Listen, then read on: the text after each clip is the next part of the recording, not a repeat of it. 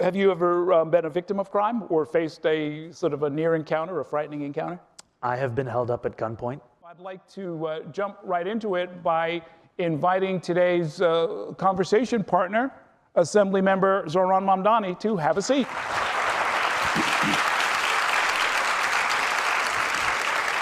There's a bit of news that happened just as you were arriving.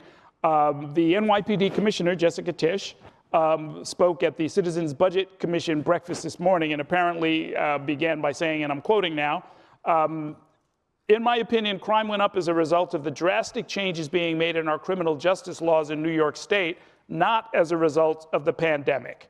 So a lot of journalists here wanted to give you a chance to respond. I have a different opinion. My opinion is one that looks at the spike in crime across the country over the course of the pandemic and sees similar spikes regardless of what any of those one states pursued with regards to criminal legal reform. And I think we've even seen with Raise the Age that there are fewer arrests of younger New Yorkers than there were prior to the implementation of that legislation. However, there continue to be issues with that implementation. I think chief among them is that about 2/3 of the amount of money that was allotted still remains unspent in Albany. And that is money that was critical to ensuring that these reforms are not just ones that are changed in the legal code, but they're also felt and experienced in the investments that were intended to accompany them. Now, you were elected to the Assembly for the first time at the height of the pandemic in 2020. What's your sense of kind of where society was and how that might have affected public safety? It was a deeply unsettling time for many people. So much of what we had come to, I apologize, I should have poured you water. I thought it would take too long. It was a time when so much of what New Yorkers had come to rely on as the facts of their life were thrown into debate.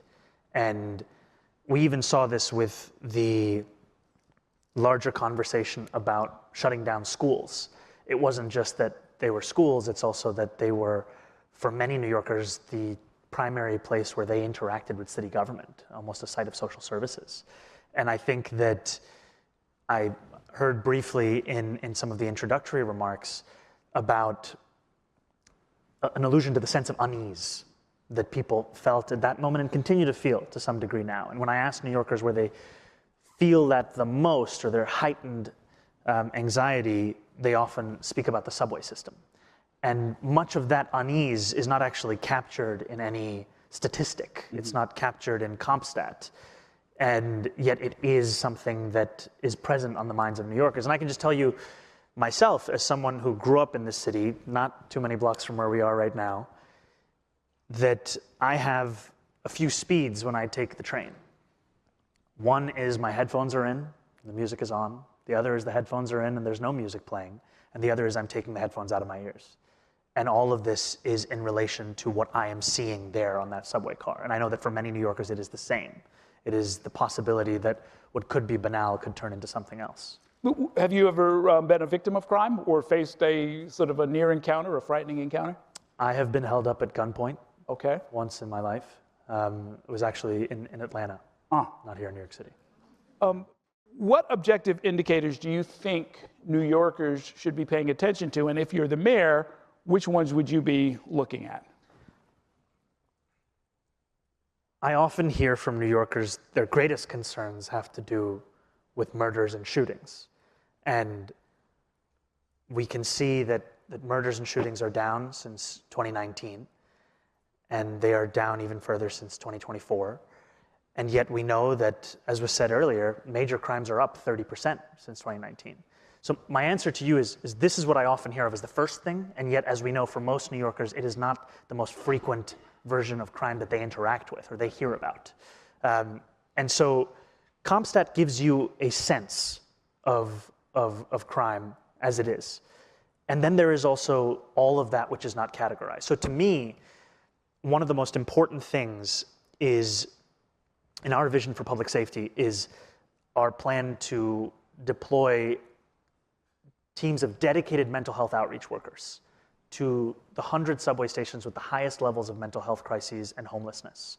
I say this in relation to your question because a lot of times for New Yorkers, what is experienced or understood as an example of social disorder is then tasked to the police as if it is their responsibility. And what we have ended up with is police officers responding to 200,000 mental health calls a year. And that cannot be separated from the fact that response times have increased by 20% over the last few years, where now the average time is closer to 16 minutes. I've been pushed on this question of the Department of Community Safety.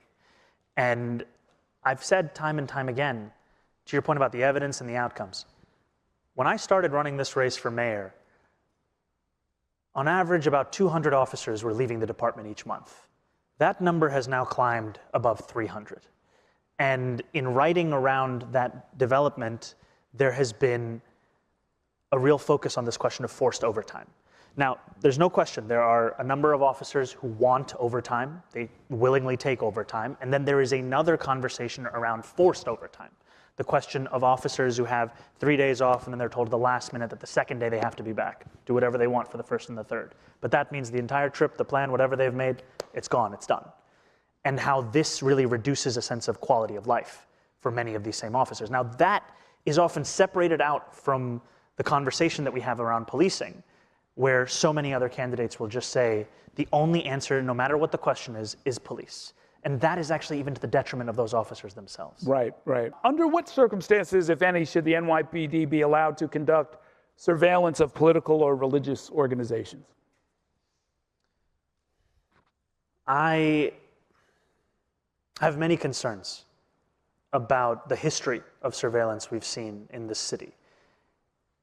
You know, I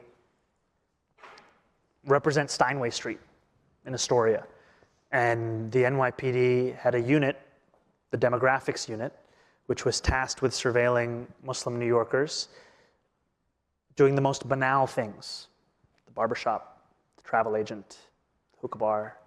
There were even reports of when Muslims would play soccer at Astoria Park. And they could have asked me, I would have said every day. And I think it has shown that there have too often been instances where just identity in and of itself is the basis of suspicion and the basis of surveillance. And I went to high school with someone who was pressured into becoming an informant. And so these kinds of approaches to surveillance have been ones that have truly torn at the fabrics of civic society. You know, part of the reason I'm sitting before you as the Democratic nominee is because of an increase in Muslim voter turnout unlike anything we've ever seen in the history of this city.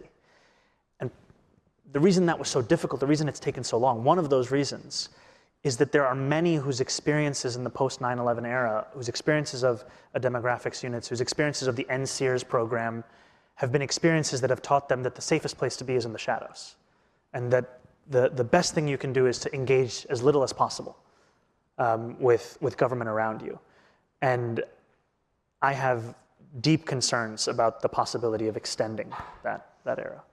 At the same time, would you acknowledge that it's an issue and it's a challenge, that if there are people who mean to do harm and they are hiding in the shadows, somebody's got to go and find them? If there is actual intent, right? If there are those who mean to do harm, that is absolutely, to me, a different conversation. What I am concerned about is the many ways in which it was the stories of entrapment and the desire to surveil, not on the basis of suspicion of that meaning, but rather that identity itself is a pretext for that. Got it. I want to give you a hypothetical. Imagine an otherwise peaceful protest supporting, say, a Gaza ceasefire, and they're blocking a thoroughfare. They're doing things that would possibly make them eligible or subject to arrest. What are the limits of acceptable protest in your mind, and at what point should the police intervene? You know, I think we have a proud history of exercising the First Amendment in this city, and it's one that should be protected. And much of this conversation around protests has also been a question of which police would respond to that protest. You know, I've been critical of the Strategic Response Group, a group that was founded in the mid-2010s with the intent of being a counterterrorism force that has now become the primary response to acts of protest. And I think that to say that we must separate the police presence at an act of, you know, the First Amendment versus countering terrorism is not to say that we should not have any presence. It is to say that we should learn from the models of cities around the country, around the world. I think one that's been of interest to me is in Columbus and the way in which they've approached some of these questions of how to have a police presence at these larger kinds of demonstrations.